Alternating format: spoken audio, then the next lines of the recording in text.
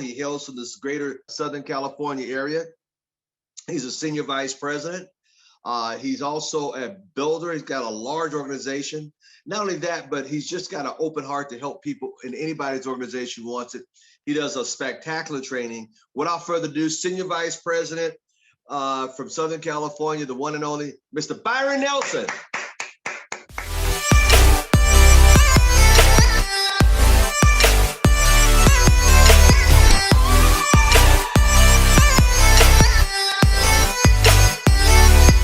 Great morning. How's everybody doing? What's up, Julian? How's everybody? I miss you guys, family. It's been a minute. I feel like I've been gone for a long time. So we're excited about this morning and about this week, and more so than anything else, what I want to talk about is just two things to be able to take your business and your life to the next level. The first one is just really understanding a structure of, well, I'll give you three.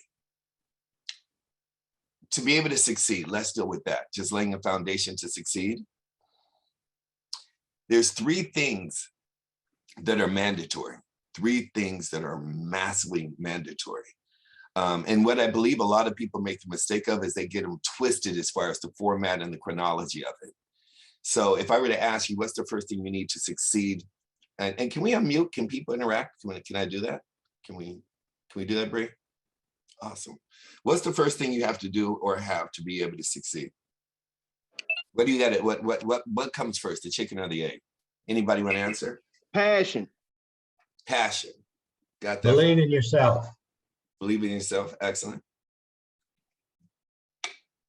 God. The right mindset. Discipline. Discipline. Commitment.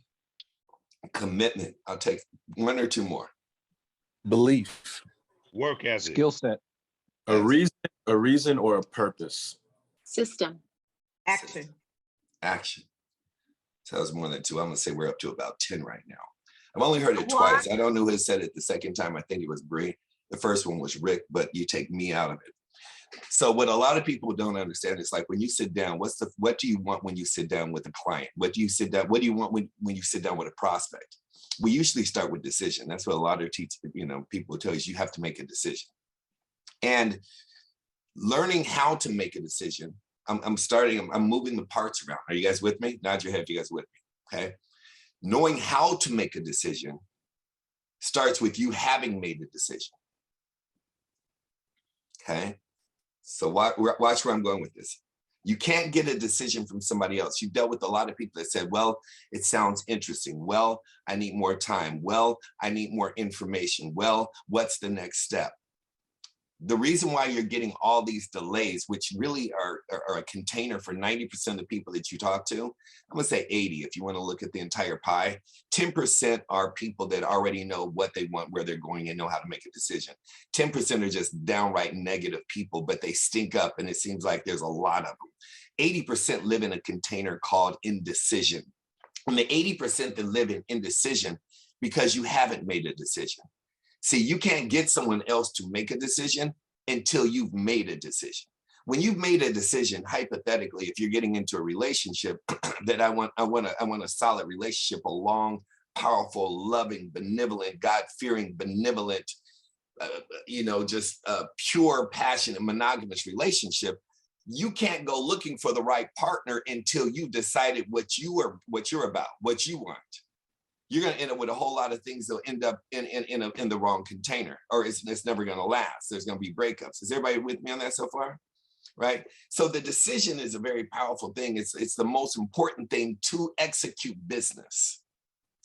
But decision is not the first thing. The very first thing is actually a belief system. And it's not a belief system in me, as Rick said. It's a belief system.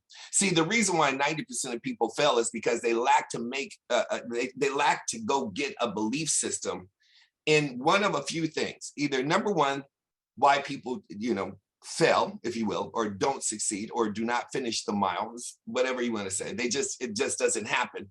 It's because they don't have a belief system in themselves, but it's not predicated and solely on that. It could be that they don't believe in someone. If me and Mr. Thomas or Julian or any other leader that's on here sponsor somebody and they don't believe in us, See, you cannot believe in yourself and believe in somebody else. In fact, that's usually how success works. That's how a child is raised. That's how everything works. That's why you go to a job, because it has institutional credibility. That's why you get involved with the company, because it has the credibility of long term. So it's always going to happen that someone has to believe in someone else to be led. Or someone has to believe in something else to be led. Or they could be, like me, 25% narcissists and believe in themselves and really don't give a damn. But the reality of this is this. Stop, Belinda. Work with me on this. Well, what I'm saying is, are you guys with me on that so far? It has to start with a belief system. When people falter, or they don't succeed, or they don't finish what they're doing, or they don't go and complete the mile, there's a lack of belief system. You don't have to have talent. You don't have to have a skill set. You don't have to have a whole lot of client base. You don't have to know anybody. You don't have to sit up there and say, well, I'm living in a small demographic. Well, there's no client base here. There's no, people don't use my service here. All my friends are broke. All my friends are rich. All my friends are white. All my friends are black. All those excuses play into some part of the system within you of a lack of belief system. So in order for me being you, you being me, to go succeed, I have to go find my belief system in something, someone, or somewhere. You got to go back and remember exactly what gets you excited about life, what gets you excited about the opportunity. That's why we say, if your why doesn't make you cry, it's not big enough. They're cliches, but these are the things that have kept the leaders that are sustaining, maintaining, and even executing at a higher level and frequency around. That can, because it goes past, I think I'm in a great opportunity. It goes past, I feel good about the opportunity. It goes past the indecision or the fragmentation, or I believe I can do well here. I believe I can get wealthy. I believe I can change my life. I believe all that. All that is just, it's really a dysfunctional part of who we are as a human race. It has nothing to do with the company itself. Is everybody following me on that? So you got to understand, when a child, when they believe that they can get a pony for Christmas, or they believe that they can go and, learn 3 languages, 4 languages, they have a complete clean slate. That's why every country outside of the United States speaks a minimum of 3 languages. The older you get, the more your belief is aligned with what you've been exposed to. I believe I can be a drug dealer because I was exposed to it. He has a Jag, he has a Benz, he's got a pocket full of money. Dad's in jail. I can survive in jail. Dad's in jail. Grandpa's in jail. My daddy's a doctor. His daddy was a doctor. I believe I have a friend right now, not even a friend, it's a family member, who literally failed the LSAT probably at least 5 times. At least 5 times. I don't even believe he wants to be an attorney. But his father was one of the, top people in the Senate. His father was one of the top attorneys. He headed up the DEA. His brother is now one of the largest and first of being an African-American in a firm that is the most dominant in the United States. Difference of years is 2 years. Their father actually was one of the first in the country to do what he did. So the little brother has taken the test 5 times and failed miserably. Now, he worked through his senior year and law school in marketing and sales and killed the game. But because it was passed on, and anybody that is Asian descent, Chinese, Jewish, they understand this conversation, because it's almost mandated that you become this, this, or this if you're going to be in this family. It's part of the dinner conversation. So he, just like the rest of his family, did not want to let his family and his legacy down, so he continued to take the LSAT. He finally passed it. Why did he pass it? How does a person fail 5 times in a row for something they don't want to do and continue to do it? because it's all around him. It's impossible for it not to be available to me. That goes into another conversation, which means you need to surround yourself with only the people that have succeeded with what you've done, with what you want to do. That is probably one of the biggest carrots you're going to get this morning, by the way. Inspect what you expect. In my latter years, it's one of the things I'm very privy to. I wish I'd done more of it when I was in my 20s and 30s. Inspect what you expect.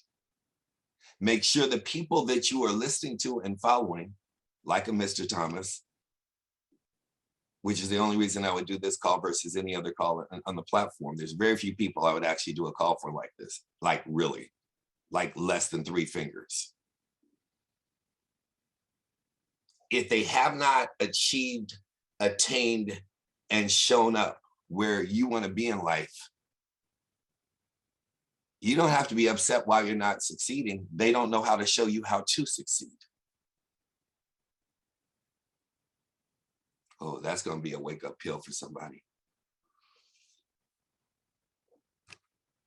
You don't live, and I say it consistently, I don't live off of titles. Call me a janitor, send me 7 figures a month. What do? I push a broom. I didn't tell you I push a broom in the building that I bought.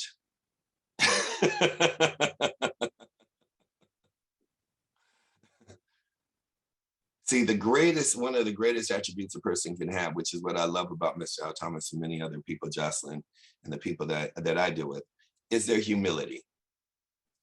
You can write that down. It's one of the greatest qualities a person can actually have is humility.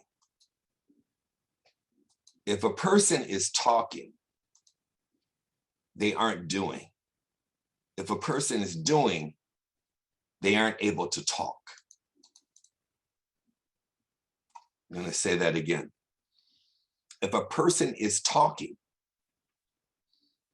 there's no space. I want you to imagine doing heart surgery and you're having the most intense conversation about your relationship with your wife, your husband, boyfriend, or girlfriend in the surgery room, about your kids, about your marriage, about maybe divorce, or about the wedding. It's impossible for you to have an intensive conversation on that frequency and have a successful surgery as a surgeon. Either you're going to have a conversation with your soulmate or you're going to do surgery, but you aren't going to do them both at the same time. Does that make sense? You guys follow me on that? So the key, there's gems in this. I hope you guys are paying attention. Some diamonds in here. The key to what I'm telling you is it's not the power of focus. It's not the power of the surgery. It's not the power of the conversation about our marriage. It's the power of what's going to distract me. People don't succeed not because of lack of focus, but because of massive distractions. You can't complete what you're doing with distractions. You might want to actually identify, going into 2022 as we are, if you want to identify how to become more effective, efficient, and fluid at what you're doing, what are the distractions that are taking me away from allowing me to do that? And they aren't always bad distractions. They're just distractions. I'm in this stage of my life where I'm a minimalist. I used to want to, everything. I wanted the cars, the clothes. I wanted to accumulate this. I want to accumulate that. I'm a minimalist. And I learned less is more. I don't want any money in my bank account. I want it all invested. I'm a minimalist. How much money you got in your account? Nothing. I keep $1,000 in my account for emergency purposes and just to keep my bank account open. I have no money in my pocket. I'm a minimalist. Everything around me must work. Every ounce of my time, every ounce of my fiber as a human being, whether I'm in the gym, whether I'm reading the Bible, whether I'm studying, whether I'm writing a book, whether I'm training somebody, developing somebody, sculpting somebody else's life to sculpt my own. Every dollar and every penny that I have, they're my employees. They have to go to work. If I got to go to work, I went to work to get you, so I employ you, so you got to go to work. You can't just sit in a bank somewhere making somebody else rich. You can't do that. I can't. People are like, I want to be a millionaire. Okay, you be a millionaire, I'll be broke. Because all my dollars are working somewhere. Whether it's $5 or 5 million, they have to go to work. I got to go to work. You got to go to work. All my efforts have to generate a massive return. If I put an hour in you, I should get 8 hours of work back. So if you think that you're worth $50 an hour, then in turn, you should be, I mean, that should be at least, are we looking at 400 for 5 hours worth of work? We should be getting $400 back. If I put an hour into you, I know what I'm worth, and I pour an hour into you, your money should go up by a minimum of 3 to 5 by the time we get off this call. If your account is at the same 7 days to 30 days later, then you just sat up there and just, you just wasted a whole lot of money, a whole lot of time, yours and mine. How does a person's bank account and their results stay the same 90 days later? Yes, I will give it a buffer. I'll say that somebody's not new. And they're like, hold it. So I'm going to get rich in 7 days, or I'm going to get wealthy, or my income should triple up or quadruple. No, there's a learning curve. There's a tuition. The learning curve is the tuition. Did you get that? I don't see anybody writing that down. The tuition is the learning curve. It's not the money you paid for buying a piece of property. I just got a condominium right on the ocean to take care of, our family and some other things that I need to take care of. My house, same thing. When you're looking at like one of the properties I have, beautiful, gorgeous, literally overlooking the entire city and the ocean. Literally, I walk out the door onto the beach, into the water. It's amazing. When I first picked it up, I was like, this is a nice slice of heaven. This is my getaway. I could do everything I need. Until I learned that the pipings in the last 60 days, I only had it about 90. Last 60 days, I've had a plumber out at least 7 times.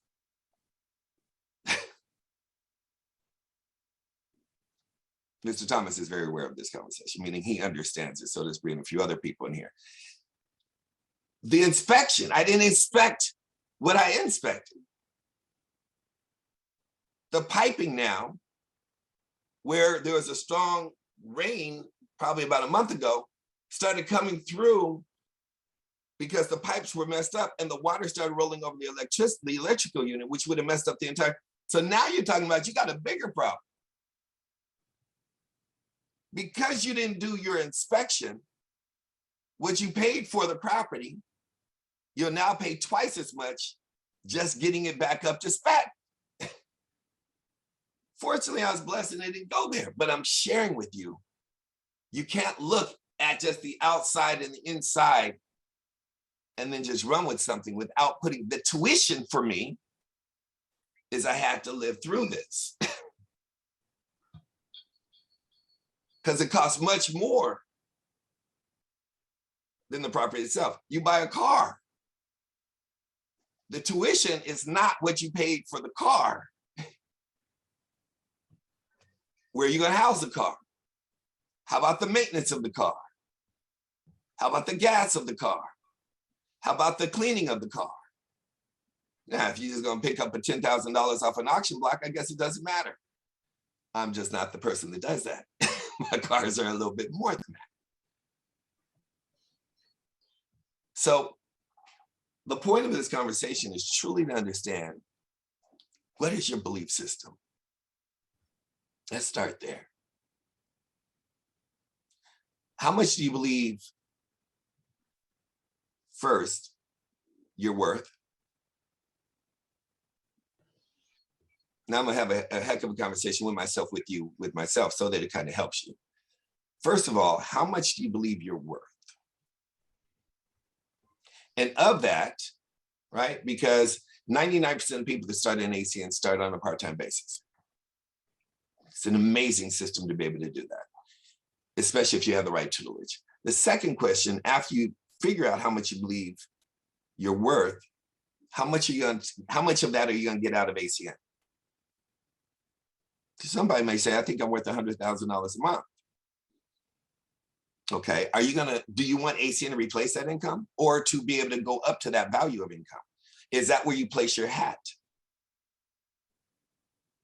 Because if 99% of people start on a part-time basis, many of you still have a job, or you have a mainstay, or you have your own company.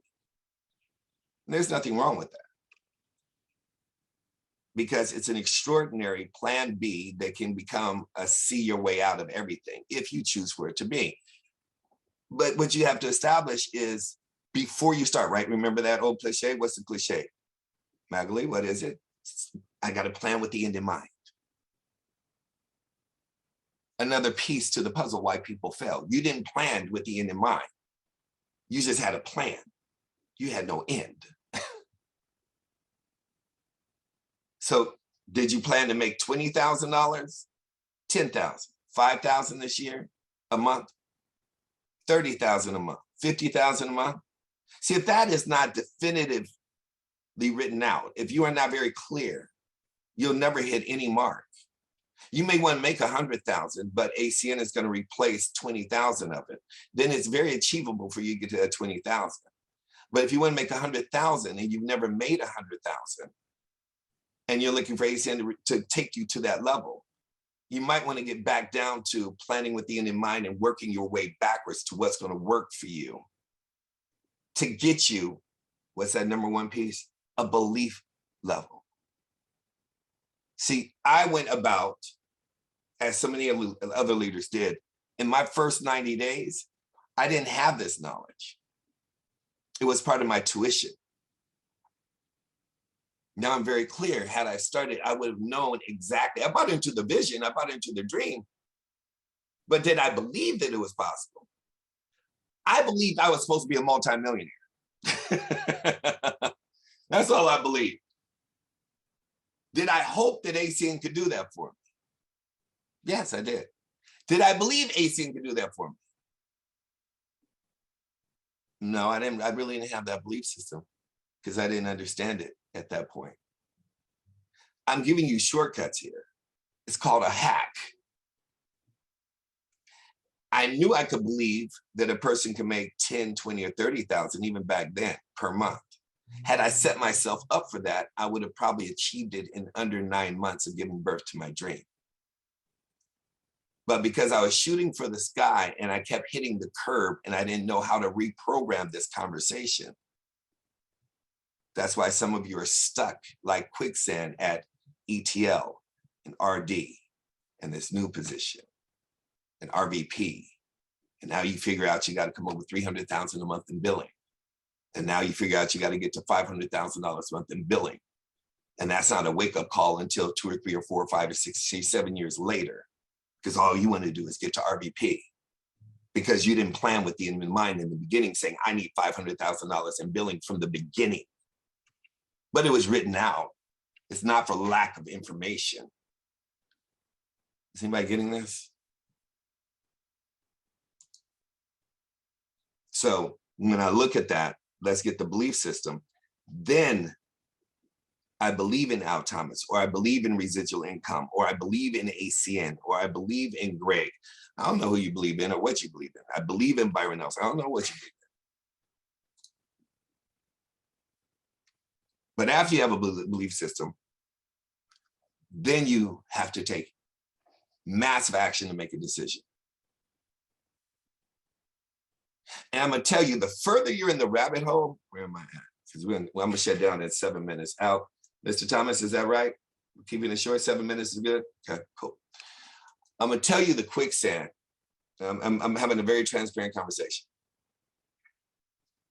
The further you're in the rabbit hole and the closer you are to RVP with the habits created, the worse the toxin and the poison when you wake up. Because you created a bunch of bad habits.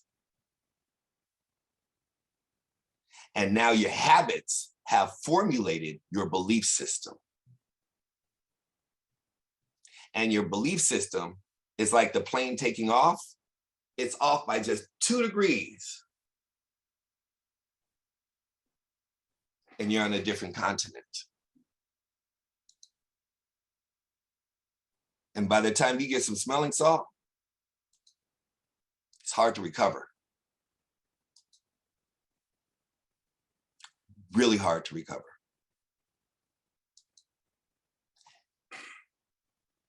The decision, I would reprogram or rewrite my decisions based on my why to replot my destination so that I can achieve massive success. That in this, listen, so that my belief does not, because remember what I told you, when you first start, you have to find a belief system in somebody else. When a child is born, the child believes it can walk because it sees other people walking in the house. It starts to crawl, it's getting on the coffee table. The child believes we have to have these examples to have a belief system for ourselves. But after you're up and walking around, now it's on you, boo. Somebody gonna get this. I don't care if only one person is listening to me. I know Al Thomas is here, but that's Al Thomas. He's part of the conversation to help you get it. Are you guys following me on this? Once your belief system was to believe in something, someone, some other space, whether it be Al Thomas, Byron Nelson, whether it be ACN, residual income, whatever it is, so that you can find the belief system in yourself. That is the only reason for believing in another space, place, or time. That you can be confident and tooled and skilled in using common sense. Because wherever you are right now, if you've been in this business past a year, I'm gonna tell you right now, wherever you are, in and out of ACN and all around is your fault. Ain't nobody else's fault. Ain't your upline's fault. It's not your downline's fault. This is such a big conversation. I wish I had the space to really deep dive into it, but I'm gonna keep it safe. Now, the third piece of this puzzle is taking action. That's the pie. That is the pie.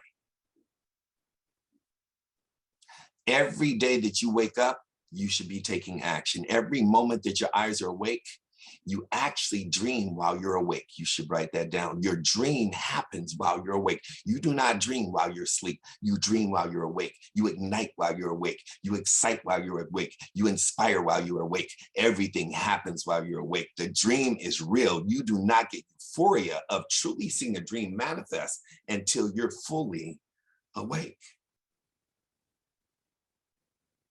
The sleep is just slumber to refuel. That is stopping at the gas station. It is the most necessary thing. It is the most extraordinary thing for peace of mind, for body to heal, for you to regenerate, for you to redo the blood, the white blood cells, for you to actually get rid of old skin. Everything happens in sleep. Sleep is the most important thing as fuel. Hence meditation, hence prayer. It's part of sleeping. This is all fuel.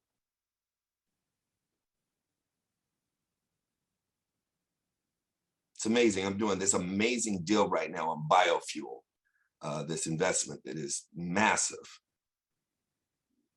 And it's amazing what I'm learning about a specific apple cider chip of how it deals with creating an organic pesticide created out of contracts I'm getting for fuel.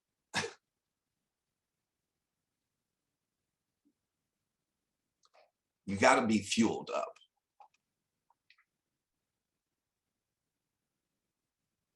You got to take your life back.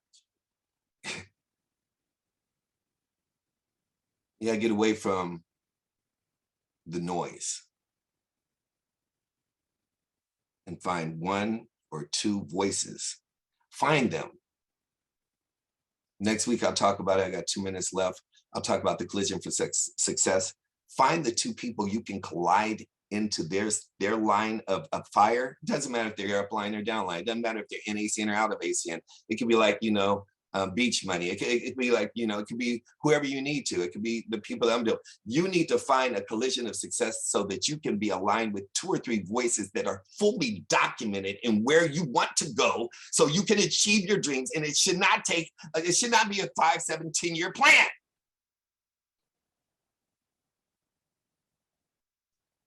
I'm just saying. That's not the angry Byron. That's just me yelling at you because I want you to get it. Here's the last thing. The 3 things that I live by right now. I'm going to give you more than these 2, but I'm going to give you these 3. I'm going to give you this one to close out for the day till happy hour. Everything in my life and in my space right now is led by 3 things. 3 and only 3 things. Number 1, God. You call him whatever you want to. Allah, Yahweh, Jesus Christ, the universe, spiritual love, whatever. God. God for me is family. God for me is peace. God for me is patience. God for me is health. So that's everything, right? So we're talking about my 4 quadrants, mind, body, soul, and finances. All that's governed by God for me. Because if you read The Power of the Subconscious Mind, which I just found another copy to give to a friend, and you understand how to really let God work through you, it's the most dangerous thing you could ever find on the planet, to really align yourself, to become a spaceship, to break out of the life that you have, to create a new one. And it really comes down to just a ridiculous amount of faith. And that's a session in itself. I'll leave that for the end of the month, because you don't know how. I'm not going to say you, I'm talking generally. I don't know what you guys are doing till you learn the magic of manifesting, which comes from a ridiculous amount of faith. See, most people, they don't know how to. I tell you, I promise you, less than 0.05% of the people on this planet know how to manifest. Less than 5 to 10% actually create a vision board. The vision board is only created as the junior high before you start manifesting. There's levels to this game. To create the life that you want. So God's number 1. Number 2. Number 2 is a work ethic. Don't care what game it is. I don't buy into what people say or what the whispers down the lane are, what people have to, what people think of me, or what Byron is doing, or where is he, or what's going on. Look, if I'm paying attention to you, I'm not paying attention to me. And I mean, that just take me to the broke house.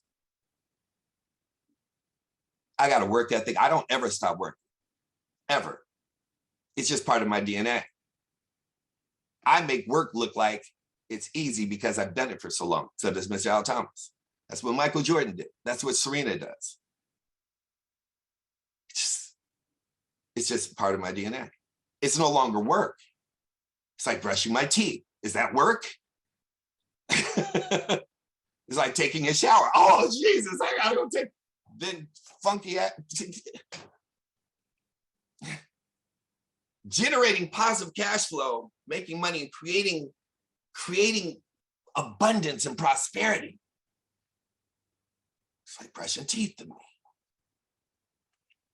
I wouldn't know how to do anything else. Nobody, I don't want you to become me becoming you. No one can fear of loss me. Because when you're doing everything you're supposed to be doing, the only one who can fear of loss you is you. I'm so scared of not having enough time in the day. Nobody's going to tell me I am the freaking opportunity. Period. I'm just that person. Number 3, and here is what we're going to close on. Fun. I gotta have fun. I gotta have fun. I gotta have fun. Now there's good fun and there's bad fun. I had to learn the difference. That was a tuition too. Stop it. I didn't take my meds this morning. It's